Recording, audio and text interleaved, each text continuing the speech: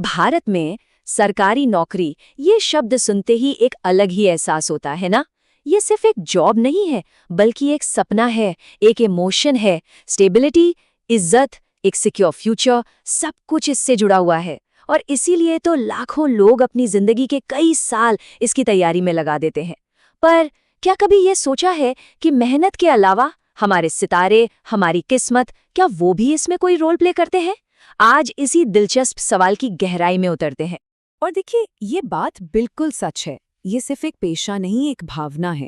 ये सैलरी से कहीं बढ़कर है। वो जो प्रेस्टीज मिलता है, वो जो सिक्योरिटी महसूस होती है, उसकी बात ही कुछ और है। ये एक ऐसा इमोशन है जिससे कई परिवार जुड़े होते हैं, और शायद यही वजह है कि ये लाखों लोगों का जुनून बन जाता है। तो सवाल ये उठता है कि क्या ज्योतिष, क्या एस्ट्रोलॉजी के पास इस बड़ी पहेली का कोई जवाब है? और मजे की बात यह है कि ज्योतिषीय मान्यताओं को देखें तो जवाब हाँ में मिलता है। कहते हैं कि ये सब कुछ बस एक खास प्लैनेट, एक खास ग्रह के चारों ओर घूमता है। तो चलिए अब पता लगाते हैं उस एक ग्रह के बारे में जिसे सरकारी नौकरी की मास्टर की कहा जाता है। देखिए, कुंडली में कई ग्रहों का असर होता है, लेकिन एक ग्रह ऐसा है जो सबसे बड़ा, कह सकते हैं, गेम चेंजर है। और वो ग्रह है सूर्य। जी हाँ, द सन। ज्योतिष की दुनिया में ये माना जाता है कि अगर किसी की जन्म कुंडली में सूर्य मजबूत है, पावरफुल है, तो सरकारी नौकरी मिलना ऑलमोस्ट तय है। अब ये एक बहुत बड़ा स्टेटमेंट है, तो चलिए समझते हैं कि इसके पीछे की वजह क्या बताई जाती है। तो सवाल ये है कि आखिर सूर्य ही क्यों, सूर्य को ग्रहों का राजा क्यों माना जाता है? सोचकर देखिए, जैसे एक राजा, वो किस चीज का प्रतीक होता है? अपनी राज्य का, शासन का, अथॉरिटी का। बस ठीक वैसे ही ज्योतिष में सूर्य सरकार, सत्ता और एडमिनिस्ट्रेशन को रिप्रेजेंट करता है। अच्छा, इस बात को और अच्छे से समझने के लिए एक शब्द जानना जरूरी है, कारक। कारक का सीधा सा मतलब है सिग्निफिकेटर, यानी जो किसी चीज को रिप्रेजेंट करे। और ज्योतिष में सूर्य को सरकार, अथॉरिटी और हमारी आत्मा, इन सब का कारक माना गया है। अब देखिए, सूर्य किन चीजों को दर्शाता है? Authority, leadership, stability, order. और अगर ध्यान दें तो ये सारी क्वालिटीज एक सरकारी पद से ही तो जुड़ी हैं। एक मजबूत सूर्य इंसान को वो लीडरशिप क्वालिटीज देता है जो एक अच्छा एडमिनिस्ट्रेटर बनने के लिए जरूरी हैं। तो ये मजबूत सूर्य और कमजोर सूर्य होता क्या है? ज्योतिष में कुछ कॉम्बिनेशंस होते हैं। जैसे जब सूर्य मेष राशि में होता है तो उसे उच्च का, यानी सबसे पावरफुल माना जाता है। या फिर जब वो अपनी ही राशि सिंह में हो। दूसरी तरफ अगर सूर्य तुला राशि में हो तो उसे नीच का, यानी सबसे कमजोर माना जाता है। या अगर उस पर राहु केतु जैसे ग्रहों का असर हो तो भी वो कमजोर हो जाता है, और फिर रास्ते में मुश्किलें आती हैं। लेकिन रुकिए, कहानी यहीं खत्म नहीं होती। सिर्फ सूर्य का मजबूत होना ही काफी नहीं है।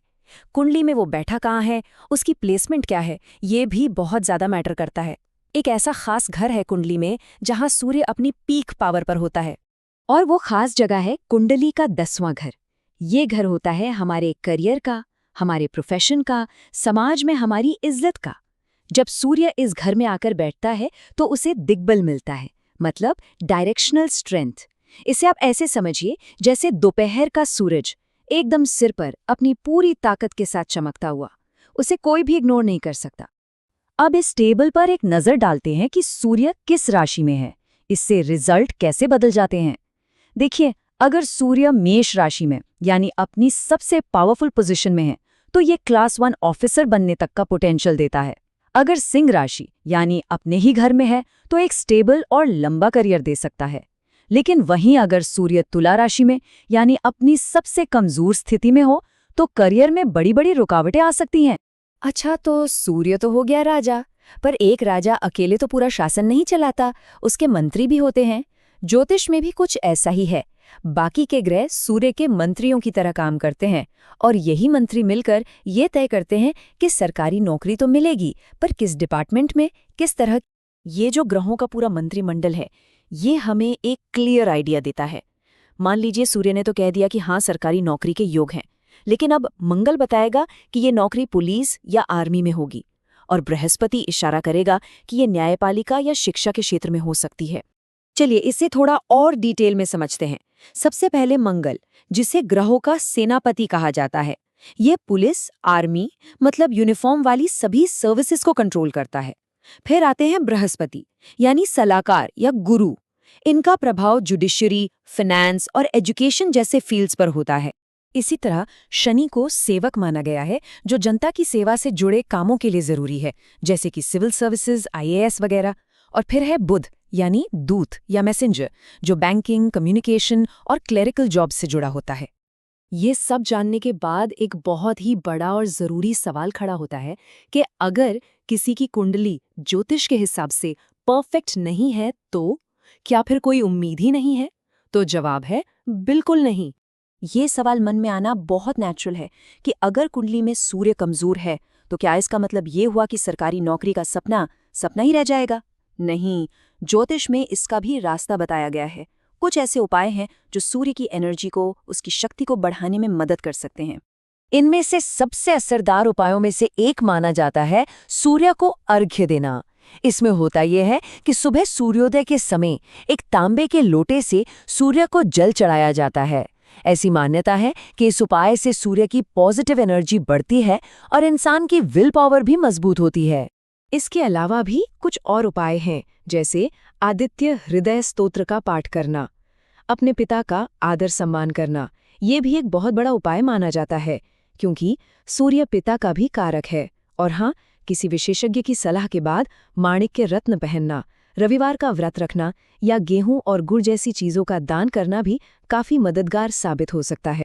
और अंत में ये एक बहुत ही बैलेंस्ड बात सामने आती है कि कुंडली जो है वो एक बीज की तरह है जिसमें पोटेंशियल है, लेकिन उस बीज को एक बड़ा पेड़ बनाने के लिए पानी और धूप तो चाहिए, है ना? वो पानी और धूप है हमारे कर्म, हमारी मेहनत, हमारे एफर्ट्स। तो यहाँ सबसे ज़रूरी बात जो समझने वाली है वो ये है कि ज्योतिष को एक गाइड की तरह, एक रोड मैप की तरह देखना चाहिए, ना कि किसी अंतिम फैसले की तरह। अगर किसी का सूर्य कमज़ोर है तो इसका मतलब हार मान लेना नहीं है। इसका मतलब बस ये है कि मंजिल तक पहुँचने के लिए शायद थोड़ी ज़्यादा मेहनत और एक सही स्ट्रैटेजी की ज़रूरत पड़ेगी। और ये पूरी चर्चा हमें एक आखिरी सवाल पर लाकर छोड़ देती है कि एक कुंडली आखिर है क्या? क्या ये एक फिक्स नक्शा है जो हमारी किस्मत बता रहा है, या फिर ये एक सुझाव है, एक गाइड है जो हमें हमारी ताकत और कमजोरियों को समझने में मदद करता है ताकि हम बेहतर फैसले ले सकें? ये वाकई एक सोचने वाला सवाल है।